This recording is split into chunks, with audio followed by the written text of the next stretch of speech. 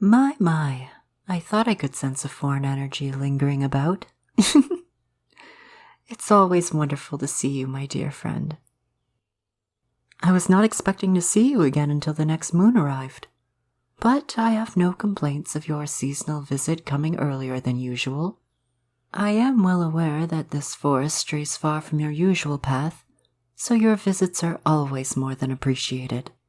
However, something does perplex me this time.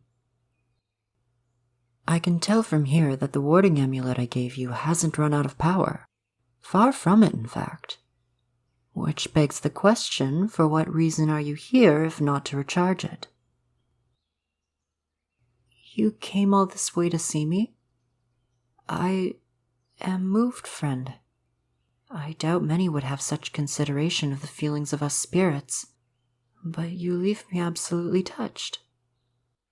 Please excuse my initial skepticism. As I have told you before, you humans can be a tricky lot. As of late, I've had to deal with a fair few other men who have been scouting out for some infernal lumber mill. I would hate to discover that they had involved you in their affairs. I don't know if I could live with your betrayal, to be honest. Oh, no, I do trust you. You're a good man, and that's why I would hate to lose you. But no matter.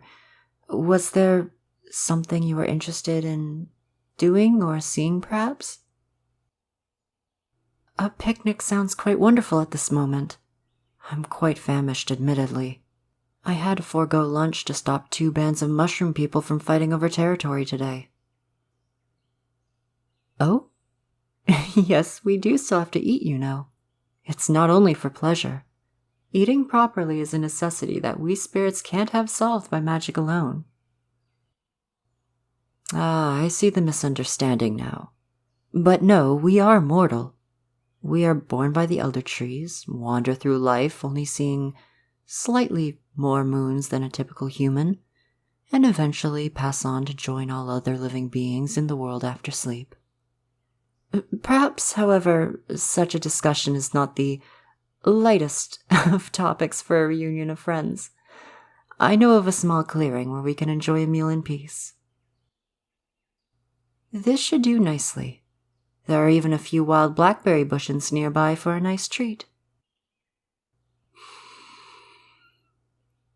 After that miserable squall, I'm so grateful to finally have such beautiful weather. The ground here should not be damp anymore.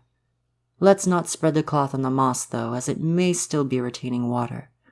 If you wish, I can help you with that. My, you packed a great deal in that basket of yours. You must be a man of culinary talent. I suppose we have no need for the berries. How considerate of you. I feel almost guilty that you made so much with me in mind. Although now I am slightly conflicted. Do I show respect by savoring everything, or by withholding gluttonous desire? There's nothing I am unable to eat. But I do not eat anything that comes from killing an animal. I also do not eat mushroom, but that is due to how they remind me of the mushroom people. I am just unable to get past that mental image in my head.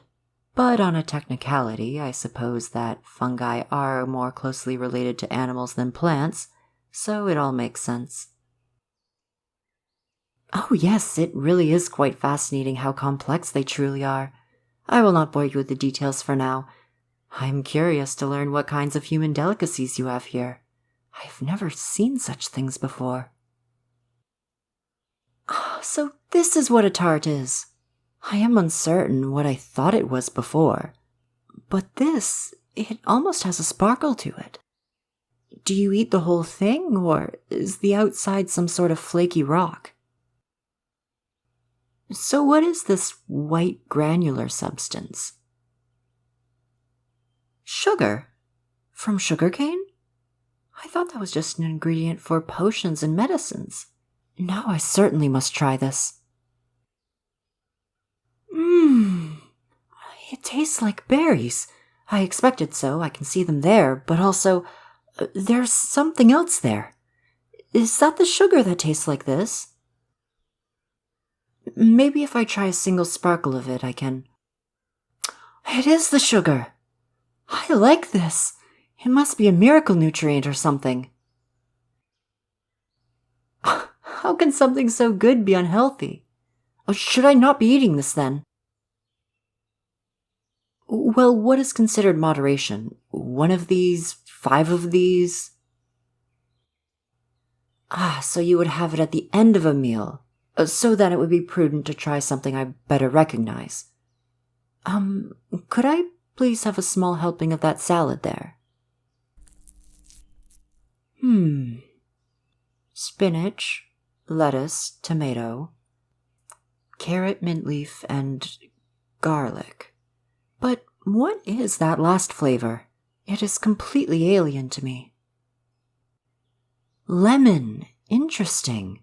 It doesn't grow here, so I've never had it before. I can differentiate between my vegetables very well. You would too if they grew all around you. It tastes good. Very balanced. Now, what are you having? What do you typically enjoy? Oh, that does look wonderful. I am sorry that I am not making for great conversation at the moment. I am very content being able to learn about things outside the forest. I know that to some it may seem like I am an omniscient, wise, mystical creature who can overwhelm with knowledge and power. I know nature here very well, yes. But imagine if you lived inside walls all of your life. How would you ever know of anything that exists beyond it? I only get glimpses through travelers and debris. But never like this. Well, that is not fair for me to say entirely. I am not trapped here. I am not a victim of anything. I can leave whenever I wish to, but I am a bit too scared to. The very thought of the surrounding barren mountain crags, or the wide open of a plain, it makes me anxious. I excuse myself by committing to my duties as a protector of the forest, but I would like to break that boundary. Even if I do not want to necessarily, I think it might be enlightening for me. A piece of the outside? Whatever could you possibly mean? But there's nothing in the basket. Under the cloth? Oh, this necklace. It's beautiful. What are these hard discs? Seashells. Wait, shells of animals. You didn't have to hurt anything to get these, right? So it's a natural process. Or they discard them willingly. How interesting. This glyph on the flat one in the front, though, that's not naturally occurring. That's a human symbol. What does it mean? R for Ridian. I don't know what to say. I'm so grateful for this, but above all else, for you. I'm sorry, a relationship?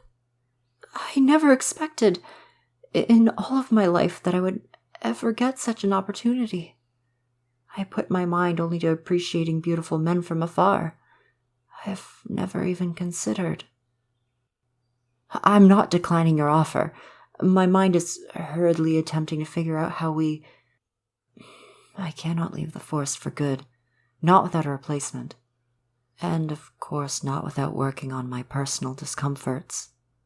But for me to request that you abandon your life among other humans for me? If you really do insist on residing here, I'll make for you a lodging on the border of the forest. Then you can come and go without it being an inconvenience to you. I promise to teach you everything that I know. You could become anything you want to be here. Perhaps a humble guide for those who need to pass through. Or a fabled woodland sage of legend. Or you could even become a fellow defender of the forest with me. Do forgive me. I am getting terribly ahead of myself. I never did answer your question, did I? Yes,